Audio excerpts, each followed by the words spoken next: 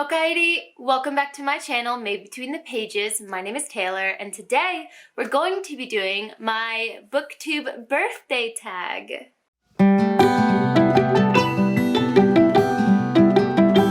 I was tagged to do this by Katie over from Brightness Katie Reads, and little did she know that she tagged me literally the day before my actual BookTube birthday. And I didn't know that either. So when she tagged me in this, she said, I think it's almost Taylor's 1 year, anniversary or birthday on BookTube, so I'm gonna tag her to do this. And that got me thinking, that's true, it will be a year soon. And when I looked it up today, when I decided to film this, it is exactly today. So the 23rd of March in 2020, I started my BookTube channel. It has been a joy to create this space on this corner of the internet, and I just can't wait to kind of sit back and reflect a little bit on this first year. Question number 1 is, how many years on BookTube are you celebrating?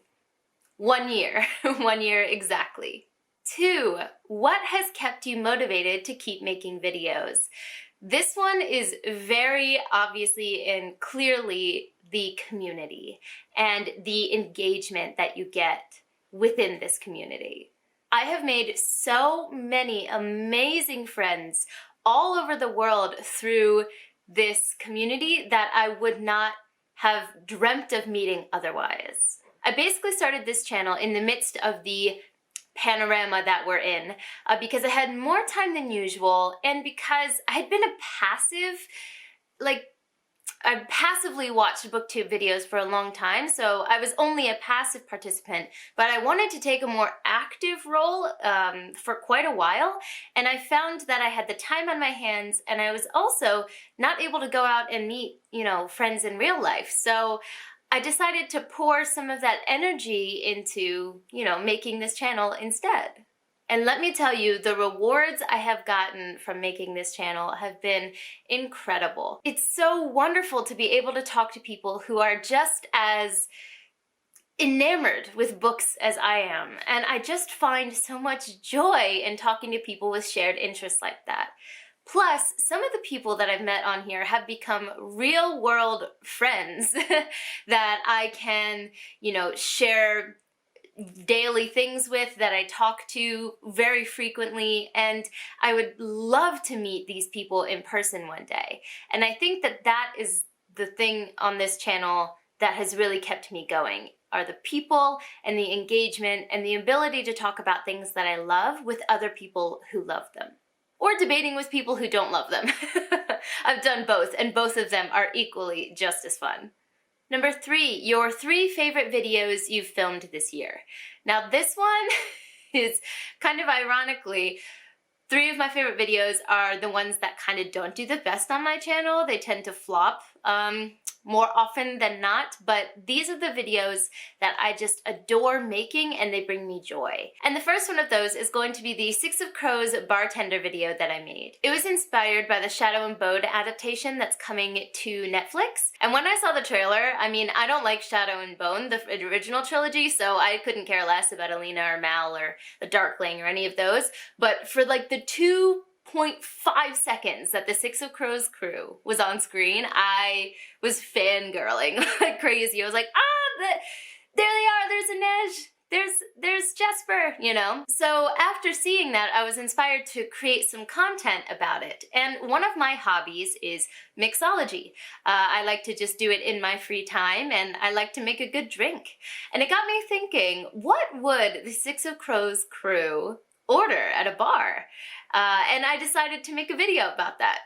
So I'm actually going to film the part 2 either today or tomorrow. But the part 1 is up on my channel, where I filmed myself making 3 of the 6 drinks, and I'll make the other 3 in part 2. But I made drinks for Inez, Kaj, and Wylan in that first part of it. And I just had so much fun combining 2 of my hobbies, which is, reading and mixology. And I don't know, I loved making it. So that's definitely one of the favorite videos. The other one is either a tie between my kitsune video or my Momotaro video from my Japanese folklore and mythology series. This is another series I do on my channel where I take Japanese either yokai creatures, so like monsters in Japanese folklore, or the folklore series themselves, and I talk about them, or I give a kind of summary of them and talk about their application nowadays. I love mythology and folklore. I've always been pulled to it. And in recent years, surprise, surprise, because of where I live, a lot of the mythology and folklore that I've been interested in has been Japanese. And some of the stories are just, I don't know, they're wonderful. And they have such interesting creatures in them, which is why I also do yokai as part of that series. So obviously, I can't stop talking about it, so this is definitely one of my favorite videos to film. I would have to say maybe my favorite one is the story of Momotaro, Peach Boy. I had so much fun filming that video, and I'm really proud of the end result. I inserted a lot of multimedia. There's even a song that's in there. And I don't know, I really like making those. Now the next one, I'm torn between my Books Before BookTube series that I do, where I talk about books that I read before I started making videos, or my my book-based manga recommendations videos that I do with Hayato, my husband. I think I'm gonna have to go with the book-based manga recommendations because those are just really fun to put together and to film. My husband is Japanese. He's read a lot of manga in his time. Obviously, I've read a lot of books. So for the video, we combine our two different expertise, and we recommend different manga series based on books that you may have read. And those are just really fun to make as well. So I haven't made one of those in a while because I have to have my husband be willing to film, and he hasn't been in a filming mood recently. But if I can get him back behind the camera, I would definitely like to make another one of those. All of the videos I just mentioned will be linked in the description down below if you haven't seen them on my channel or if you're interested in them. Like I said, they're not the most popular videos on my channel, but they're the ones that bring me the most joy to make. Number 4, what have you struggled with and how did you overcome it? So for me, this is definitely editing. If you saw my BookTube newbie tag, the first video I ever posted, there's a question in there that asks you what's going to be your biggest challenge, and I said editing, because when I started BookTube, I hated editing. I did a brief foray earlier in my life into Japanese vlogging, Japanese lifestyle.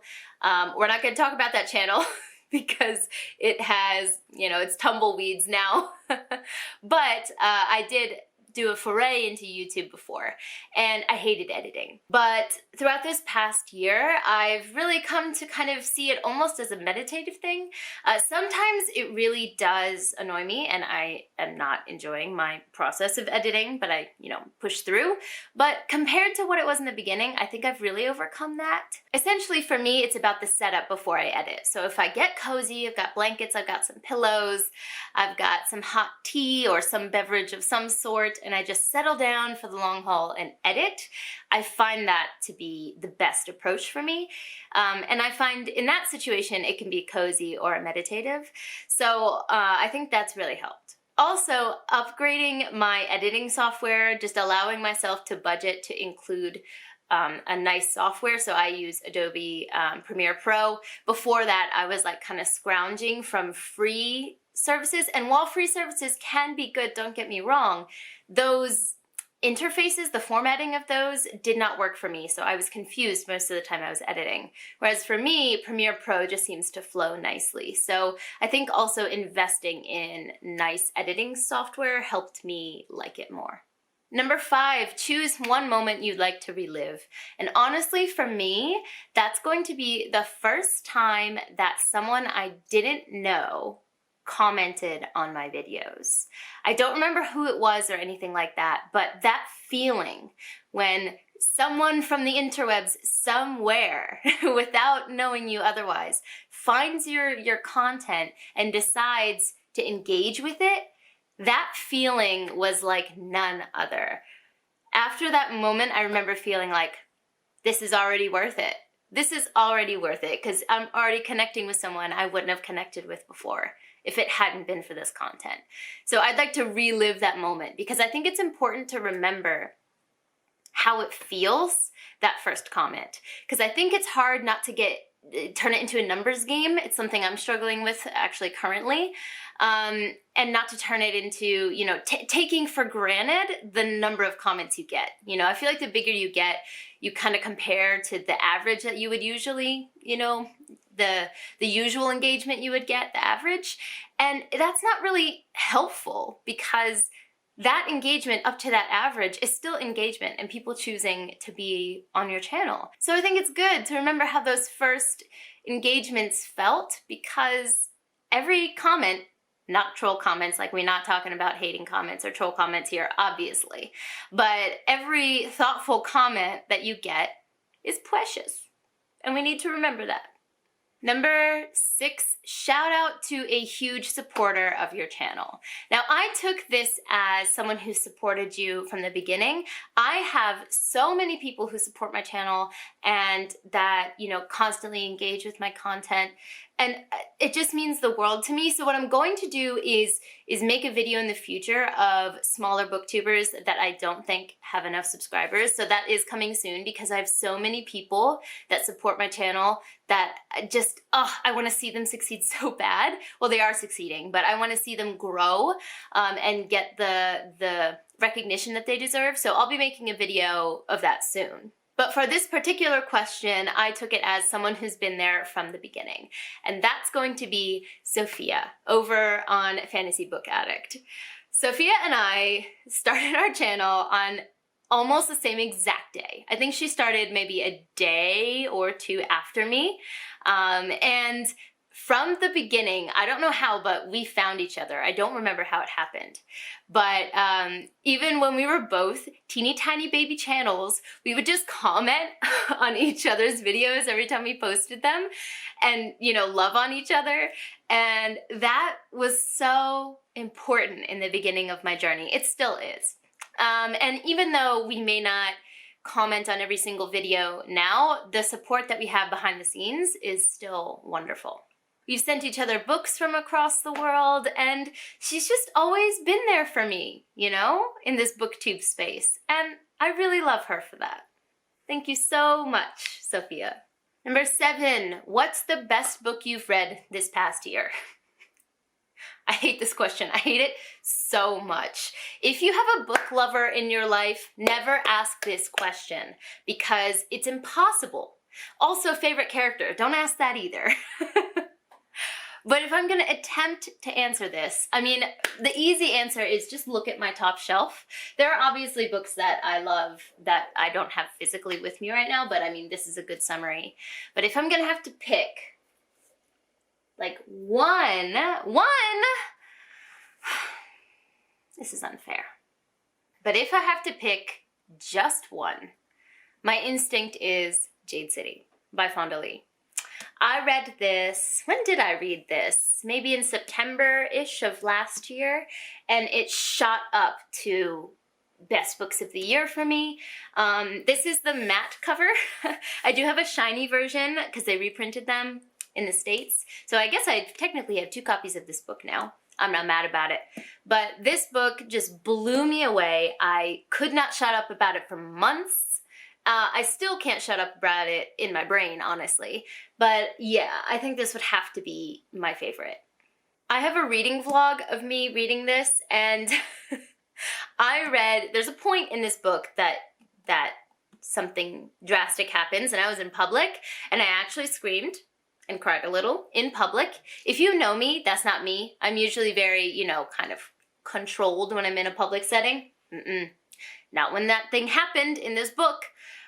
So, you know, just reliving those thoughts now as I talk about it and the emotions it made me feel, yeah, I think this is gonna have to be my favorite. You know, I love having a decorated shelf, but the effort it takes to take a book out and put it back sometimes. Guys, my life is really hard. Question number 8, where do you see your channel in about a year's time? This is an interesting question. I think my main goal would be to have a lot more of the content that I enjoy the process of making on my channel. So continuing the series that make me happy and kind of making those, not necessarily the meat and potatoes, but a larger chunk of my channel than they are now. So I think that would be good. I also want to include, like in my vlogs, more Japanese life content. So I kind of want to start integrating that aspect of my life a little more. And if I can convince the husband, who is an amazing Japanese chef, I would like to include some little tidbits of cooking tutorials or something in my vlogs. I think that'd be really fun. So to kind of bleed that aspect in a little bit. I would also love, honestly, to be monetized. I know that that sounds, really, shallow or whatever, but if we're all being honest with ourselves, BookTube takes a lot of effort. Not only reading the books, which we would do anyway, but reading them in the time span that we give ourselves, creating the content, editing the content. It takes a lot of time. And it would be nice to have a little bit of revenue that could help maybe buy a couple of the books in the future, So that would be really, really nice. And if we're talking like pipe dream, like, Hail Mary, would be if I could receive promotional material, not promotional, but like free books for a review or book boxes or something. I mean, where I live, shipping is not. Book boxes are maybe not going to happen because I don't think anyone's going to send it all the way over here for me. But ARCs, receiving ARCs from a publisher or an author would just make my life. Like, I would be so happy. So that would be like the pipeline, somewhere out there kind of dream. But that would be nice. And number 9, tag someone whose BookTube birthday is coming up soon. Now, for this one, I don't know everyone's BookTube birthday because when I found you might not have been when you joined, right? So if your BookTube birthday is coming up soon, feel free to do this. But there are a few people that I know started around the same time as me. One is Katie, who tagged me in this video, so there's that. The other is Tammy, who Katie tagged in this video as well, in her video. So Tammy, and Sophia. So I'm going to tag Sophia. I would love to see anyone's answers to this. Comment down below what you think about some of my answers. But happy BookTube birthday to me. And just thank you guys for all of the wonderful engagement and just a wonderful first year on BookTube. But for now, I'm gonna head out. Ja ne!